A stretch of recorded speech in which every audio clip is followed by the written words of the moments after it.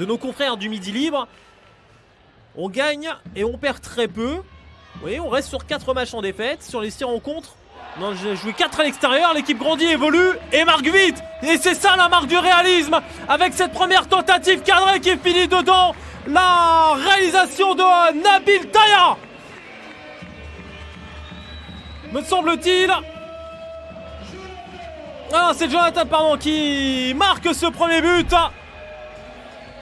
Ah, le temps de regarder. Ah oui, le but absolument magnifique.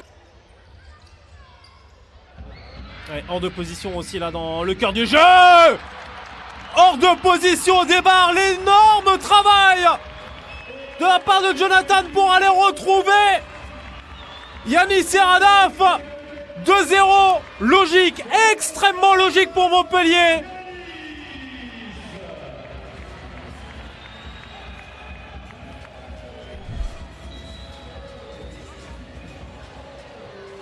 Hop, sur la prise de balle, l'accélération, il fait toute la différence.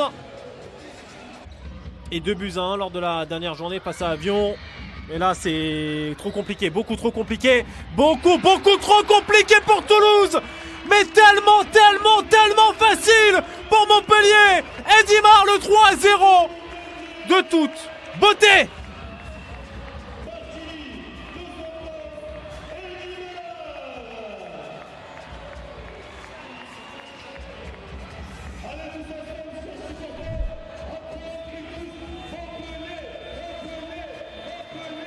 Et encore l'énorme travail de Jonathan au début.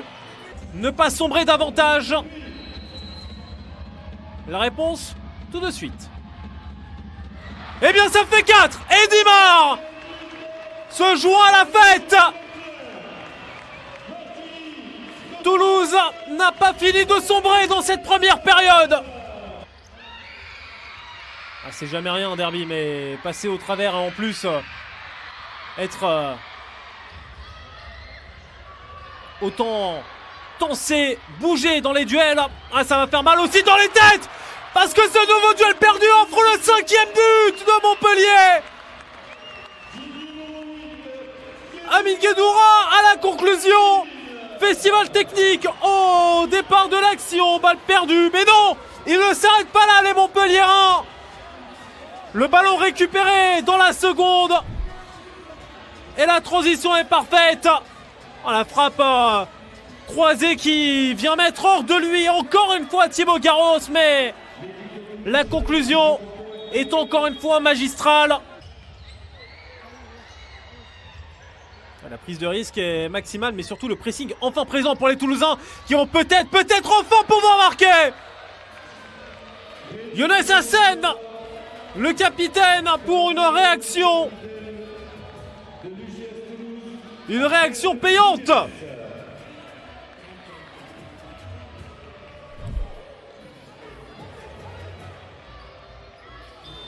Ah, la prise de risque était pas forcément nécessaire le long de la ligne.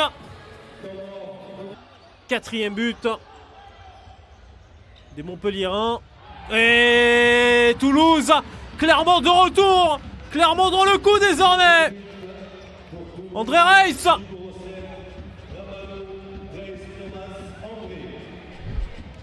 À la conclusion de ce mouvement parfait. Ah, il se fait oublier. Grâce à la présence de Carlos Bertuola. Encore une situation de powerplay payante. Younes Hassen qui aura lancé la révolte dans cette fin de première période. Montpellier dominateur, ultra dominateur dans tous les compartiments du jeu. Surtout au tableau d'affichage qui s'est retrouvé à mener 5-0 après le but de Guedoura à la 13e minute. Les réductions d'écart d'Hassen et Reis relancent complètement les Toulousains dans cette rencontre. Il y avait 5-0 au pic de la forme de Montpellier dans ce derby occitan. Toulouse a su revenir, réduire l'écart et s'offrir une chance d'espérer en seconde période. Ça peut se jouer sur des petits détails et les petits détails souvent se font au compteur faute. La tentative de Younes Hassen repoussée. Les Toulousains n'arrivent pas encore pousser les Montpelliérains à la faute et ils vont peut-être profiter de contre pour aggraver à nouveau le score. Non, pas sur la frappe de Roas, mais plutôt sur celle de Khalid Khoury. Ils n'auront eu qu'une seule transition à jouer en seconde période et c'est la bonne pour le capitaine montpelliérain. À nouveau 4 buts d'avance pour les Pailladins dans ce derby qui s'offrait en grand à eux en menant 5-0 et qui s'offre à nouveau plutôt en grand en 2 temps.